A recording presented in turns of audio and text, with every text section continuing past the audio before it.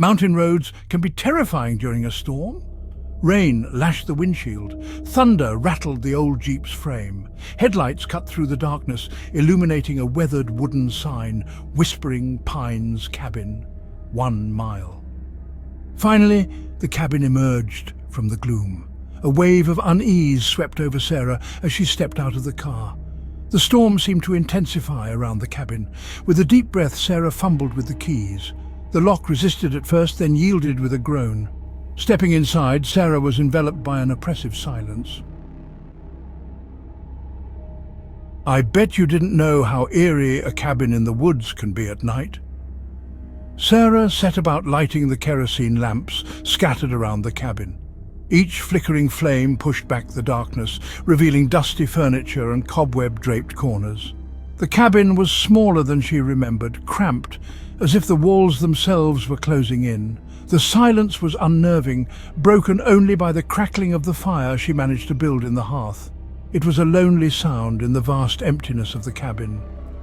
She tried to shake off the feeling of unease, telling herself it was just the storm, the isolation getting to her. She unpacked her bags, placing her clothes in the old dresser, its drawers sticking with damp. A framed photograph on the nightstand caught her eye. 2 figures, their features obscured by time and shadows, stared back at her. Their eyes, it seemed, followed her every move. With a shudder, Sarah turned away, drawing the heavy curtains over the windows, shutting out the storm's fury and the oppressive darkness beyond. She tried to focus on unpacking, on making the cabin feel like a haven, but the silence kept creeping back in, heavy and expectant. "Are you terrified of the unknown lurking in the shadows?" The storm raged on, a constant drumming against the roof, punctuated by the occasional ear-splitting crack of thunder. Sarah sat by the fire, a book lying open in her lap. Every creak of the cabin, every sigh of the wind sent a jolt of fear through her. She thought she heard a whisper, her name a soft caress on the edge of hearing. The wind howled down the chimney and the flames twisted into a grotesque face. She jumped at every sound, her nerves stretched taut. Sleep was a distant dream. "Are you terrified of the silence that follows a storm?" Dawn painted the windows a pale grey, doing little to alleviate the oppressive atmosphere of the cabin. She ventured outside, hoping that fresh air would chase away the lingering fear that clung to her like a shroud. The woods surrounding the cabin were dark and silent, the trees standing like watchful sentinels. The air was heavy with the scent of damp earth and decaying leaves. Back inside, Sarah busied herself with making breakfast, trying to ignore the feeling of being watched, the sense of unseen eyes following her every move. She found herself talking out loud, filling the silence with mundane observations, anything to break the oppressive quiet. As the day wore on, the feeling of unease intensified. Objects moved inexplicably. A book she could have sworn she placed on the shelf was back on the table. A cup overturned, spilling its contents on the floor. Sarah tried to rationalize these events, but deep down a primal fear was taking root. Am I the only one that didn't know the terror that nightfall could bring? Sarah sat in the flickering lamplight, her heart pounding in her chest. The silence was no longer empty, it throbbed with an unseen energy, a presence that sent shivers down her spine. She wasn't alone. She could feel it now, a palpable entity, unseen but ever present. It was in the rustle of curtains, the soft creak of floorboards, the whisper of her name on the edge of hearing. Fear, raw and consuming, tightened its grip. A cold spot settled in the room, a chilling presence that seemed to drain the warmth from the air. Objects began to move, slowly at first, then with increasing violence. Books flew from shelves, pictures crashed to the floor, their glass shattering. Panic welled up inside her, threatening to consume her. She wanted to run, to escape the confines of the cabin, but her legs felt like lead.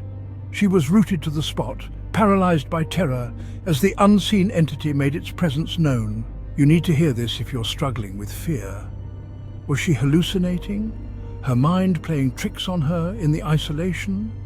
Or was there truly something sinister at play, something feeding on her terror? The rational part of her mind screamed for logic, for reason. but it was a whisper against the roar of her mounting fear. She tried to convince herself it was the wind, the storm's lingering fury, but deep down she knew the truth. The entity was toying with her, reveling in her terror. It was a game, and she was the unwilling participant. Sleep was impossible. Every creak of the floorboard, every sigh of the wind sent her heart racing. She huddled beneath the covers, her eyes wide, staring into the darkness, dreading what new horror each passing moment might bring. Days melted into nights, each indistinguishable from the last, a terrifying cycle of dread and paranoia.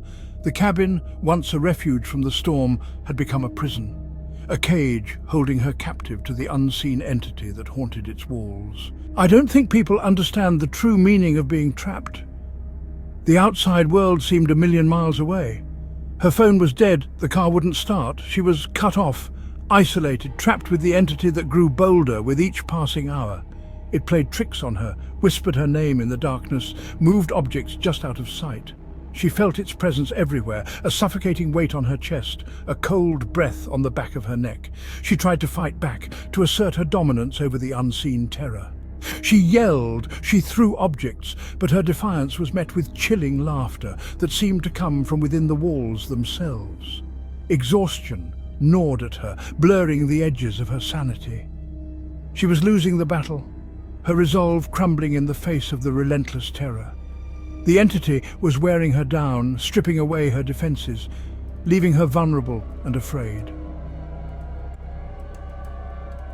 Confronting one's fears requires immense courage. Sarah chose to face her tormentor, refusing to cower any longer. She demanded answers, confronting the entity that held her captive. With only a flickering kerosene lamp, she moved through the cabin, calling out into the darkness, her voice trembling but resolute. "Who are you?" she demanded. "What do you want from me?" The silence that followed was heavier than before, thick with anticipation. It pressed in on her, suffocating her, but she stood her ground, her grip on the lamp tightening. A cold spot settled in the center of the room, and the air grew heavy, crackling with unseen energy. Sarah's breath caught in her throat, her heart pounding against her ribs like a drum. Slowly from the shadows, a figure began to coalesce. It shimmered and wavered, a grotesque parody of a human form, its edges blurring in and out of existence. The true terror of trying to escape a haunted house is beyond imagination. Terror threatened to overwhelm Sarah, but she held her ground. This was her only chance, her only hope of escape. She raised the lamp higher, the flickering flame casting dancing shadows on the walls. A wail echoed as a ghostly figure lunged towards her. Sarah screamed, dropping the lamp, plunging the room into darkness. She stumbled back, tripping over a fallen chair. Panic surged through her as she scrambled to her feet. She ran blindly, crashing into furniture, the entity's chilling laughter echoing behind her. Fumbling with the lock, she threw the door open and stumbled out into the night. The woods were dark and silent, her ragged breathing the only sound. She didn't stop running until she reached her car. Fumbling with the keys, she managed to start the engine. As she sped away, she saw a shadowy figure watching from the trees. The true horror of Whispering Pines cabin is often misunderstood. Sarah never returned to Whispering Pines cabin. The experience left her shaken, haunted by the memory of the unseen terror that lurked within its walls. She tried to explain what had happened, but words failed to capture the sheer horror, the bone-chilling fear that she had endured. She was left with more questions than answers. What was the entity that haunted the cabin? What did it want from her? Had it been real, or was it just a figment of her imagination? A manifestation of her deepest fears brought to life by the isolation and the storm. Even now, years later, she can't shake the feeling that she's being watched, that something dark and malevolent followed her home from that isolated cabin in the woods. The experience left an indelible mark, a chilling reminder that there are some things in this world that defy explanation, some horrors that lie just beyond the veil of reality, waiting for the opportune moment to break through.